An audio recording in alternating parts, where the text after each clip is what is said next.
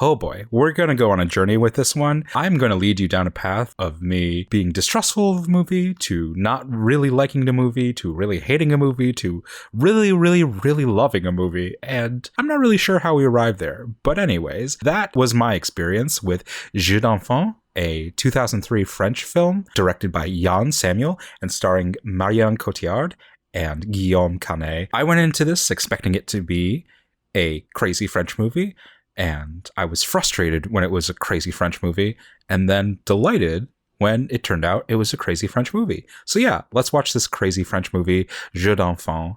And before we get started, don't forget to click the like button and subscribe for more old, obscure, and art house films.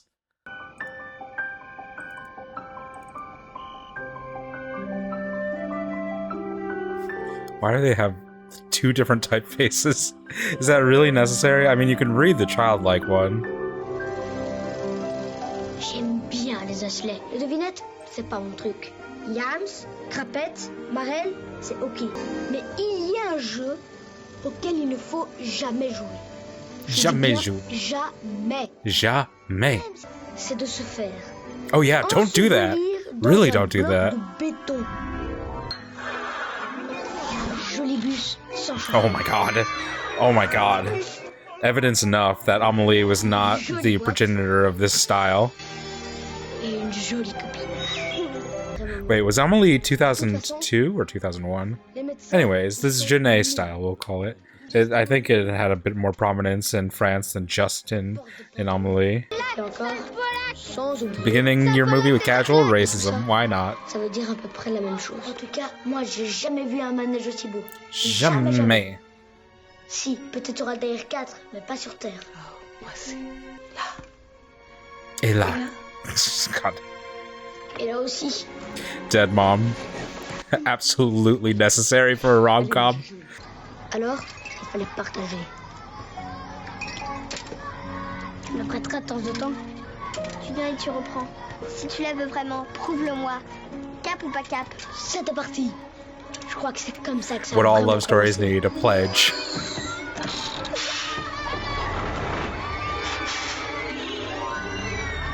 Oh my god, he legit killed those kids. Elle pouvait me donner n'importe quel gage. Je le faisais. Et je regagnais la boîte. Alors, c'est à mon tour de donner un autre gage. Parce Yeah, just do not dare one another to put your feet in cement. un jeu de crétin? God, you really see the early benchmarks of the twee genre. What's his name? The Alexandre Aja? He would go, or Aja, I guess, would go crazy with this in the, like, 7 Lives of Louis something. One of those, the typical French style of mixing fantastical with way too grim, about a little boy who ostensibly has 7 or 9 lives, but somebody keeps trying to kill him. La discipline est la mère du respect. Et sans respect, Sans respect, c'est la fin de la civilisation. plaît-il, monsieur Janvier? What's their name for Si vous avez game? quelque chose Gap? d'intéressant à dire, What does that faites-moi mean? participer. C'est un super jeu. French people are disgusting. I can't believe French people. Like, when you actually watch their humor, their comedies on their own terms, God, they're disgusting. Un minimum d'éducation. Je suis pas sa mère. La vulgarité They n'est pas au both have, programme. they both have dead or absent mothers. Je sois gentille, je voudrais... J'ai 10 en récitation. Tu veux l'entendre? The sound design of, like, French comedies. I mean, this is also like an excess that's born out of following the style of Les amis, Genet, comme but les it's like lunettes. so Ça pronounced, donnera so intelligent. big. Ben, ça se règle facilement. Everything sounds like what it would sound like to a child. There's like sounds exploding to your right and J'ai left. souffert. Je t'ai réservé le pire. Les tourmentes et les fléaux, les dinosaures et les volcans, la guerre atomique, la police d'or, Hitler, la guerre, le massacre des Indiens, les machines à laver, les say pétroliers, like en Taylor. ouvrage, la misère, mais surtout, oh oui, surtout, les jolies mamans malades. Je suis fou, vous êtes folle. Maman, I think I'm gonna pause for a tu vas second. mourir? Dead mother syndrome and whatnot. I think sometimes the French movies of this era, or comedies, or twee films, or whatever, try and strike a balance by being as like sweet or as sentimental as possible. They try and offset that by being as harsh and as cruel and as vindictive as possible. And they think in the balance that creates like a very nuanced or a very adult story. I don't think that's necessarily true. I think we have evidence of that from like the ninth life of Louis Drax, or the Book of Henry, or that movie where Robert Pattinson experienced 9/11, or that movie with Tom Hanks in 9/11. It's not necessarily that you have to go to both extremes as harshly as possible. I think at the root of what like Genet's films are, of what Amélie is that you could present a very sentimental, a very sweet perspective on life, as long as it's balanced out by inner motivation, as long as there's like a slice of reality, a slice of the tragic or the sad. And it's not so much that it has to be as desperate or sad as possible, but that you understand how it actually affects the character and it affects their outlook. That's the root of it, that this mix of sweetness has to be mixed with motivated character. And that's what helps you understand the perspective and helps you kind of configure it as an adult. And that's where filmmakers who make art that can be accused of being twee or being too stylized, like Wes Anderson, I think that's where they meet the mark, because it's not just making it as cutesy and as horrific as possible. It's about making it cutesy or horrific from a place of understanding character, of understanding context and history. For evidence of that, see Grand Budapest Hotel. Obviously. Anyways, continuing on. Not everything needs to be dead mothers all the time. Although Wes Anderson does have a lot of dead mothers and wives. God. Did she have a name in this movie? I'm not laughing at, obviously, mothers dying. I'm laughing at mothers dying in movies being so overplayed.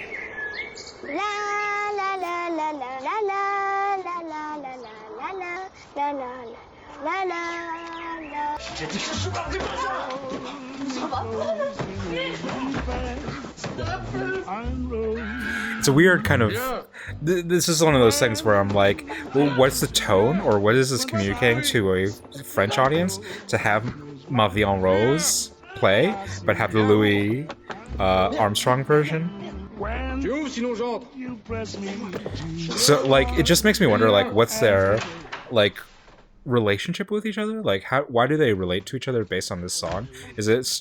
Because I was under the impression that it was communicating a desire on Sophie's part to immerse herself in French culture and French society, because she comes from Poland. And so if the version of the song that's actually the revenge... Kowalsky, Sophie Kowalsky. If the version of that actually plays for their lives is the Louis Armstrong version, then it's not about like French culture or their Frenchness. Tu révises tout seul d'habitude? T'as jamais dit que ça en sauve. She's got a lot of turquoise La on. solution de la sous-fonction delta, s'il vous plaît, mademoiselle Kowalsky. Kowalsky. Faut que j'y aille, c'est ma sœur. Pauvre mec. Plus fort, j'entends pas. Dans un peloton d'exécution et je suis arrivé sur mon soutif. Aurélie Miller, une vraie tâche. Si je suis dans cet état, c'est parce que je suis capable de tout, moi, là. Regarde-moi la boîte. Embrasse-moi. J'ai dit embrasse-moi. God. It's like cute in a movie, but these couples are so fucking annoying in real life.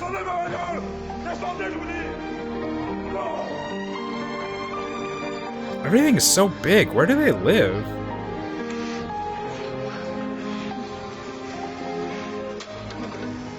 But to him, it's just a game. We've set up the central metaphor for this, that they use this game to attract each other and to deny each other. C'est un jeu pour toi, là. Yeah, there you go. Pauvre tâche, tu vas louper ton bus. Wow, I've never seen so far up Marion Cotillard's nostrils before. This is what you watch movies for, just to see weird angles of your face. Reste. Non, je voudrais pas trop tarder. T'arrêtes tes conneries. J'ai pas dit les humains, j'ai dit les hommes. Les mâles, les mecs. Et j'ai pas mal à réviser. Profites-en, t'es dans une bibliothèque. Et pas mieux pour réviser. Cap. I mean, this is like Gone Girl before Gone Girl. Two characters playing a game, not knowing when to call chicken. C'est juste un pari. They got her in flats. They got my girl in flats. You could tell she's early in her career because they got my girl in flats. And they've dressed her so horribly. I didn't want to say anything because she's poor. I get it. But they've dressed her so horribly. C'est pas facile. And him, I'm not even going to say anything. He's just wearing, you know, dude patterns from the 2000s. He looks like he walked right out of Union Bay. Oh, I didn't even realize this is taking place in, like, a period time. I had kind of gotten that feeling from the way that they had dressed, but I just thought that was just, like, tweetishness. Tu m'attendras? C'est un gage? Non. Tu verras bien alors. I, like, can't tell if they want to, where they want to settle on when this is meant to be taking place. Non mais je vous demande, ça serait pas plus simple d'aller la prendre dans tes bras. Je suis ravi d'apprendre que tu prends des cours de chant. Tu veux devenir chanteuse? Ça c'est tout toi. Hein. She's gonna sing La Vie en Rose at the end of this. This is how she got that job, I'm sure. C'est tes pompes, ton froc, ça me déconcentre. Allez, You think this is an Eiffel? You should have seen what he was wearing earlier.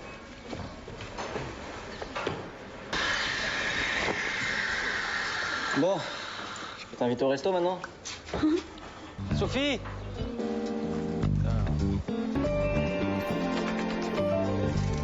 Oh gosh! I'm glad if you find this romantic, and this is like exactly suited to your taste. I think that's great. I really do. I think this couple would be extremely annoying to see in real life. Quelqu'un dans ta vie? Quelqu'un dans mon lit, tu veux dire? Pourquoi tu me demandes ça? Pour rien. And I just can't tell what age they are. Their style is so completely fucked. In like a 20s way, like in their 20s way, but Alors, I don't know. It's just really hard to tell what age they are. I like the concept of this, the idea of them playing little games with each other, little bets. I think this isn't necessarily a knock on the movie, but I think it's a knock because it's trying it. I don't think they really have that deep a relationship, and they don't necessarily have to. They could just develop on their chemistry, the like fun they have with each other. But because the movie's making a concerted effort with like what is their relationship for real, like what are we to each other, then exploring that, I think it reveals like a lack of depth in their relationship, to be honest. Like, I think there are ways to do a playful romance, a playful flirtation without having to go too deep into like what are we to each other. I think the Steven Soderbergh movie is a good example of that. Out of the Past, Out of Time, but this is obviously trying to think at least nominally about what do they mean to each other, being childhood friends, being with each other through thick and thin. And I don't know if their relationship is necessarily actually, as portrayed on screen, really that deep. D'accord. Elle est d'accord. Elle est d'accord. Bravo. Tu as été témoin à mon mariage. Like, this guy's psycho. He's psycho. Elle s'appelle Christelle. Like, actually, like, how the hell could he be this dense? Because he's playing a game where it's an overall gamble or gambit, and he really wants to be with her in the end. But this is psycho behavior. Like, he is Amy Dunn in this movie. Alors, tu nous présentes maintenant? I actually like this more as a result. Like, him just being that fucking crazy. That's cool. Bon passé. Seigneur, Christelle, acceptes-tu de prendre pour époux? This is like playing the game played out in movie form. If you're watching this and you understand me, you just lost the game. One of my number one fears when I learned about the game was that I would be on my wedding day at the altar and remember this concept and have to say I lost the game.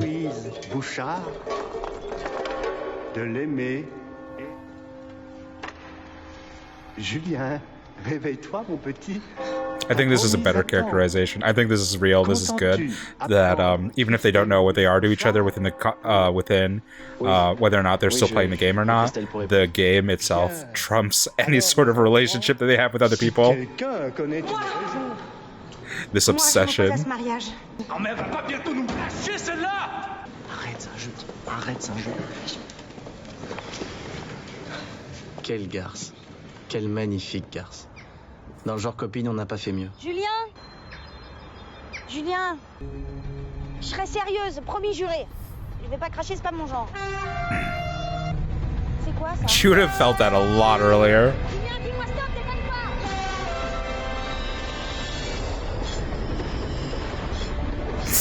I mean, now it's spicy. Now we're in the good territory. Now we're in the Gone Girl territory. As long as this relationship is built on contempt, then yes, this will get a pass.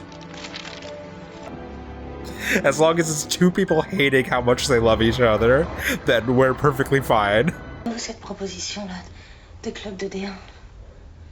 Je sais pas, parce que je les ai pas. Wow, so early in her career. Tu sais quoi? If this is like Marion Cotillard's first nude role, I'll be amazed. Non, mais attends, de l'argent, je vais en gagner. Non, t'as pas compris. Je veux pas que tu gagnes de l'argent, je veux le jackpot. Le méga bingo.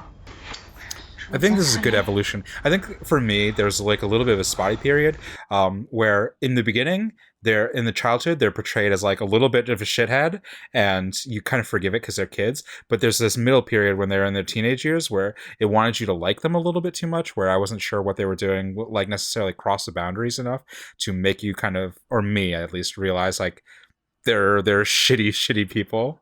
And now in adulthood, I think it's spilled over to really kind of confirming that we're watching two terrible people. And I'm on board completely with that rendering, with that depiction. Ah non, commence ta réunion sans moi. C'est ce que c'est, les embouteillages du lundi matin. Hein? 97 maintenant. Yeah, I'm having fun now. C'est ça, c'est naze. C'est vrai, ce spot est naze. Est-ce que tu sais qui est-ce qui a réalisé ce spot? Mais même si ça avait été co-signé par Daffy Duck, Gandhi et le pape, ce serait naze quand même. C'est pas un jeu, Sophie.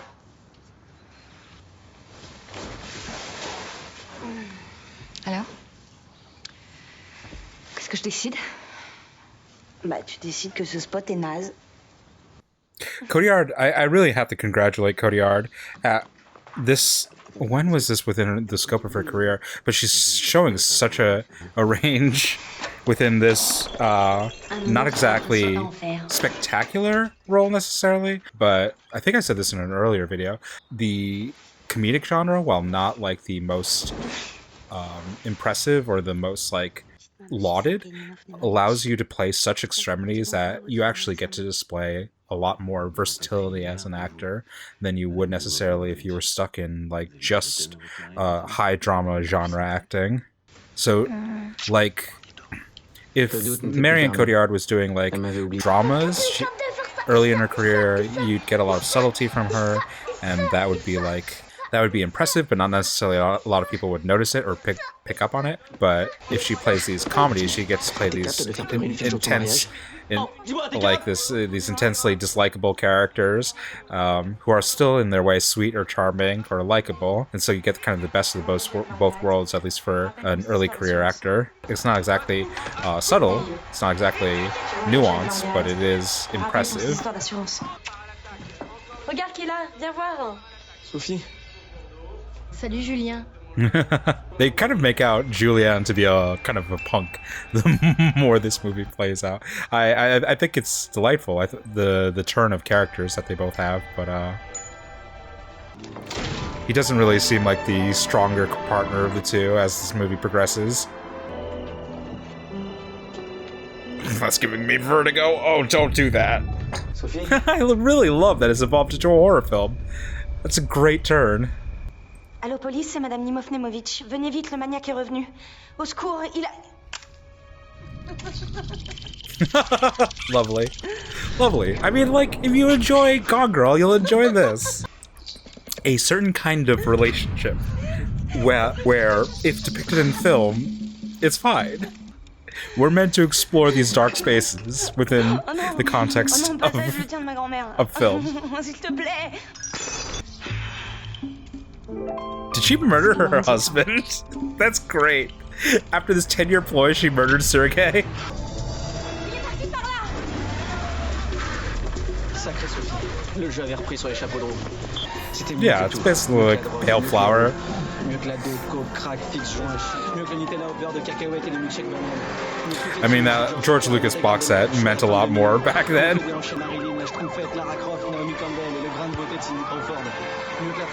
No, not the B-side of Abbey Road. No! Golden Slumbers, come on!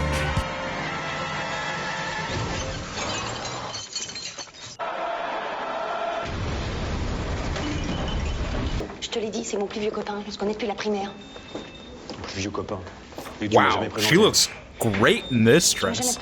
Where was this back in their childhood, in their teenage years? Let him be brain dead. Let this be like that, just that kind of crazy French film, where you can't really argue with it because it's just that insane. Wow, she looks beautiful. I don't know if you knew this, but Marion Cotillard is stunning. On finit même par en rire. Après tout, ce n'est qu'un jeu. Run from it. Destiny still arrives. Psycho. They are psycho. These two are psycho. I don't really know what to say. I really love this now. L'amour fou. What are you gonna do? Putain de journée de merde, hein. Préparez-moi de la taraxe. Julien? These two fucking crazy kids. Oh, quelle conne! Ramène-moi à l'hôpital! Ramène-moi à l'hôpital! See, this I think it's weird that they have this theme that kind of plays into Rhapsody in Blue because they already have La Vie en Rose as a theme, but whatever. This not Thanos. This is inevitable. Crazy people being in love is inevitable. Emergency. Yes, indeed. Elle me prend dans ses bras. Oh, that poor dress is ruined. I don't know why it's the Rhapsody of Blue theme with La Vie en Rose.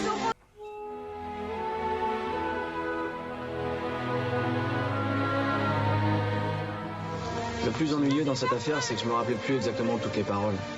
Mais bon, l'intention y était. La seule chose qui aurait pu m'arrêter, ça aurait été un bon point dans la gueule. Julien?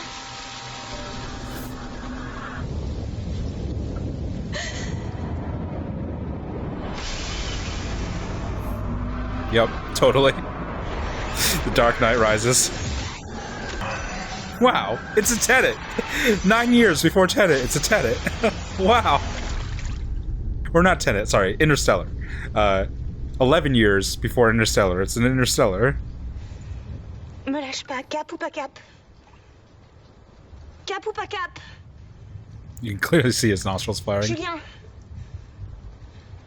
Julien, tu m'entends? Je sais que tu m'entends! Julien, cap! Imagine if Sergei had actually just killed him with that punch to the face. That'd be, like, their lives would be ruined. On se quitte plus. Jamais.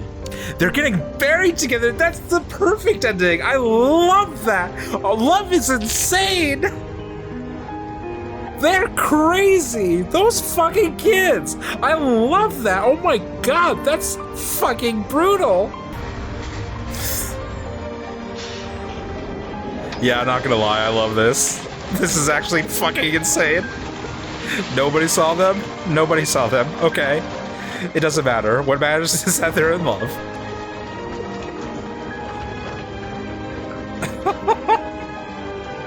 Beautiful. Beautiful. I don't know what to say. The French totally get it in a way that Americans will absolutely never will.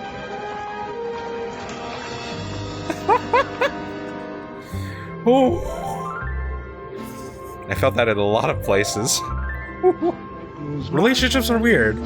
What am I supposed to tell you? You absolutely do not need to tell a rational story when you're telling a love story. To tell you a little bit of, just to add a little bit of color to the story, right now I'm pinching myself repeatedly just to feel pain to offset how much I'm enjoying this. That's the reaction I'm having to this right now. I'm just repeatedly pinching my thigh over and over again, so that the pain wakes me up from how deliriously happy I feel.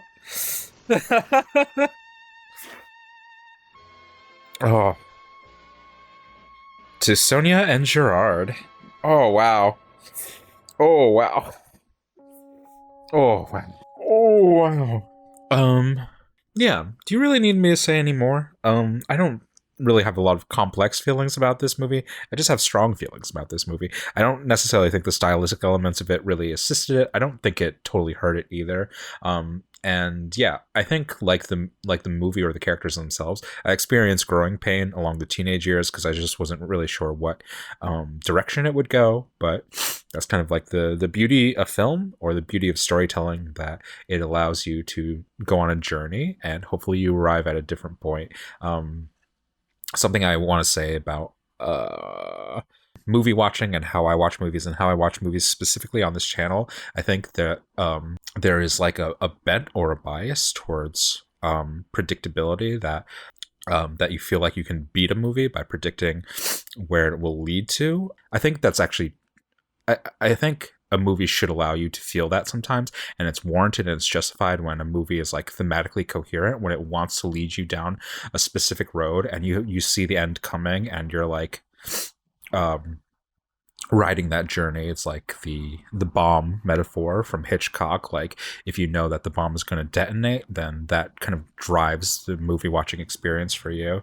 But on another side of storytelling, or another side of film watching, I think that it can be a really gratifying experience to not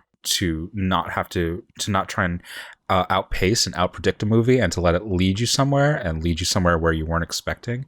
And I'm not saying this like Jeux d'enfant is a like M. Night Shyamalan movie or whatever, but I think that it creates enough chaos and creates enough craziness where at a certain point you relent and you like feel the waves coursing, and you just let yourself be carried away by the waves. And it's a crazy movie, and it doesn't expect you to be rational the entire time, and it does as many things as it can do to kind of disrupt that rational side of your brain and say, like, yes, we have some central themes or central ideas that we want to carry through this movie, but in terms of plot, in terms of verisimilitude, in terms of the reality of when these characters exist and what is the historicity of it, don't mind that too much, because this is a made-up story about fucking insane idiots, and if you're going to watch this and enjoy it, you should embrace that feeling of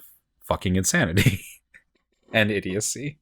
Yeah, I really love this. I think this was a great performance by Marion Cotillard. Obviously, she's fucking beautiful in it.